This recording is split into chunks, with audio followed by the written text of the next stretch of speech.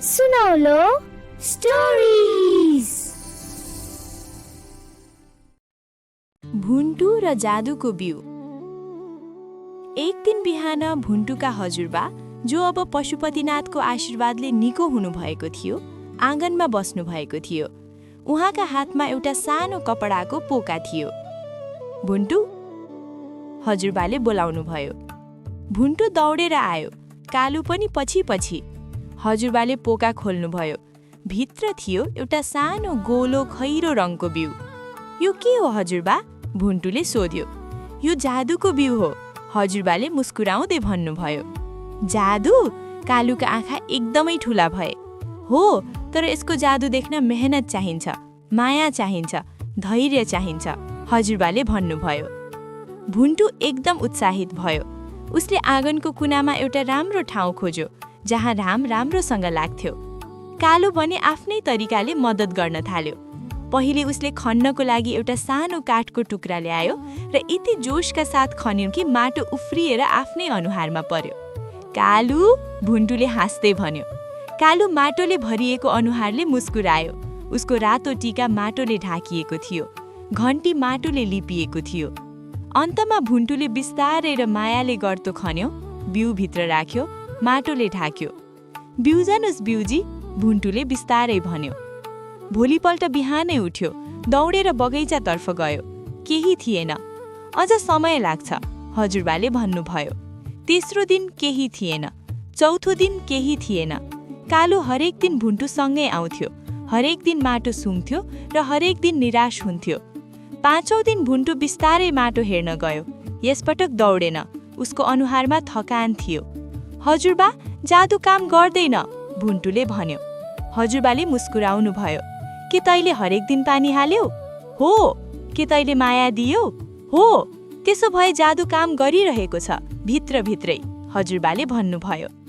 छैटौँ दिनको बिहान भुन्टु र कालु सँगै बगैँचातर्फ हिँडे। यसपटक बिस्तारै, उत्साह कम भएको। अनि कालुले पहिले देख्यो। दाई दाई दाई, कालु चिच्याउँदै उफ्रियो। माटोबाट एउटा सानो हरियो अङ्कुर निस्केको थियो, नाजुक, सानो तर साहसी। भुन्टु घुँडा टेकेर हेर्यो। उसका ठूला आँखाहरू अचम्मले भरिए। निस्क्यो, उसले फुसफुसायो। कालु अङ्कुरको वरिपरि नाच्न थाल्यो, यति जोशका साथ कि भुन्टुले उसलाई रोक्नु पर्यो।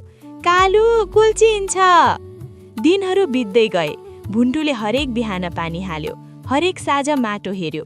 कालुले पनि मद्दत गर्यो, आफ्नै तरिकाले। एक दिन उसले बोटलाई गाना गाइदियो, अर्को दिन उसले किराहरू टिपेर भगायो, अर्को दिन ऊ बोटको छेउमा पहरेदार भएर बस्यो। बोट बढ्दै गयो, हरियो पात आयो, फेरि अर्को पात। गाउँका मान्छेहरू हेर्न आउन थाले। भुन्टुको बोट एकदम राम्रो छ, छिमेकी आमाले भन्नुभयो। भुन्टुको अनुहारमा गर्वको मुस्कान आयो, तर घमण्डको होइन, साँचो मेहनतको खुसी। एक हप्तापछि एउटा अद्भुत कुरा भयो। बोटमा एउटा सानो फोका देखियो, मुना। भुन्टु र कालु दुवैले त्यसलाई हेरे। दिनभरि पर्खे। साँझ पर्दा फूल फुल्यो, सुनौलो पहेँलो रङको सुगन्धित सुन्दर फूल। भुन्टुले फूललाई हेर्यो, आँखा भरिए खुसीले। कालु एकदमै चुप भयो। ऊ फूलको अगाडि बस्यो, लामो समयसम्म हेरिरह्यो। दाई, यो संसारको सबैभन्दा सुन्दर कुरा हो, कालुले सानो आवाजमा भन्यो। हो, र यो हामीले बनाएका हौं। भुन्टुले त्यो फूल बिस्तारै टिप्यो। हजुरबा कहाँ गयो? दुवै हातले दियो। हजुरबा, यो तपाईको लागि, तपाईले बिउ दिनुभयो, तपाईले विश्वास गर्नुभयो। हजुरबाले फूल लिनुभयो, सुँघ्नुभयो, आँखा चिम्लिनुभयो। धेरै बेरपछि आँखा खोल्नुभयो, भन्नुभयो, बाबु, यो फूल जादुको होइन, तेरो मेहनतको हो, तेरो मायाको हो। कालुले पनि हजुरबाको खुट्टा छेउमा बसेर एउटा सानो पात ल्यायो, आफ्नो तर्फबाट।